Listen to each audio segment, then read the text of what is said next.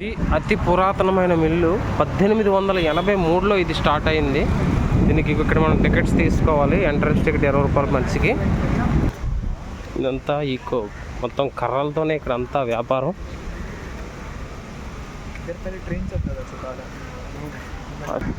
ఈ మిల్లుకి సంబంధించిన కర్రలన్నీ తీసుకొని వెళ్ళడం కోసం ఒక చిన్న ఇంజిన్తో ఒక ట్రైన్ అనేది ఇక్కడ తిరుగుతూ ఉండేది. దాని యొక్క ట్రాక్, దాని యొక్క ఇంజిన్ కూడా మనకి ఇక్కడే పెట్టారు షో కోసం. డైరెక్షన్ మ్యాప్ ఇక్కడ ఇచ్చారు. ఇప్పుడైతే మనకు వాహనాలు ఎక్కువయ్యాయి, కానీ అప్పుడు ఎక్కువ ఈ ట్రైన్ ద్వారానే మొత్తం ఈ ట్రాన్స్పోర్ట్ అంతా జరిగేదంట. దీనికి సంబంధించింది ఇదంతా కూడా. ఇదిగో ఇంజిన్ దగ్గర నుంచి చూద్దాం మనం.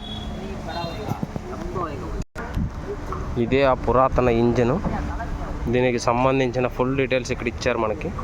1890లోని దీన్ని స్టార్ట్ చేశారంట. అంటే 130 సంవత్సరాలు కంప్లీట్ చేసుకుంది. ఇప్పటికీ కొన్ని చిన్న చిన్న వాటితో వీళ్ళు ఈ సరుకు రవాణా చేస్తున్నారు. ఇది ఒక చిన్న నమూనా పెట్టారు అన్నమానకు సంబంధించినది. ఒక చిన్న ఇల్లు, ఇక్కడ టూరిస్టులు వచ్చి కూర్చున్నట్టుగా. ఇక్కడ మనకి సామాన్లన్నీ అమ్మడానికి చెక్కలతో చేసినవి, మొత్తం ప్యూర్. ఇది ఫారెస్ట్ మ్యూజియం, మనం లోపలికి వెళ్ళొచ్చు. అండమాన్ యొక్క హిస్టరీ ఇదంతా కూడా అప్పట్లోనిది. ఈ ఫోటో అంతా ఇదంతా కూడా టచ్ చేయకూడదు మనం ఏది కూడా.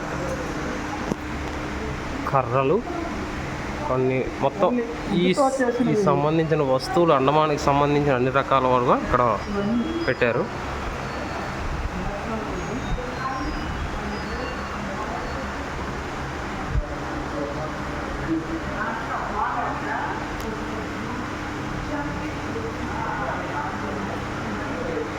ఇదంతా రియల్ వుడ్.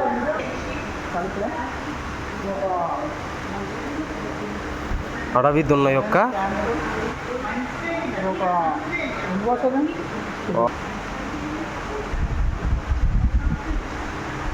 నమూనా కలపాల పక్షుల వరకు ఇందులో పెట్టడం జరిగింది. అప్పుడు అండమాన్ ఈ ప్రాంతానికి వచ్చిన మెడల్స్ ఇవన్నీ కూడా, కప్పులు.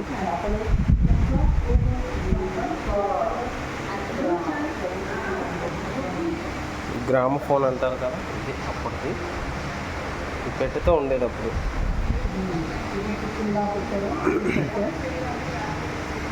అది మెయిన్ వాడకుండే స్టీరింగ్. ఓడతోనే చేసిన, వుడ్తో చేసిన వస్తువులు ఇవన్నీ కూడా రకరకాల డిజైన్స్. నిజంగా చాలా అందంగా చేశారని చెప్పొచ్చు. ఇవన్నీ కూడా చాలా ఆర్ట్ ఉన్న వాళ్ళు మన భారతీయులు అయితే మాత్రం.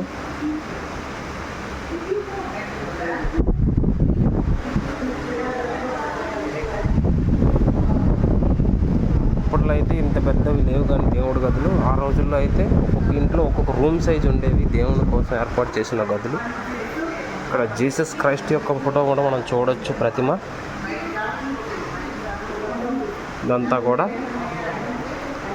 అప్పటి యొక్క కర్ర మిల్లు. ఇదంతా ఆ మిషన్ యొక్క చల్ ఏక్ ఫోటో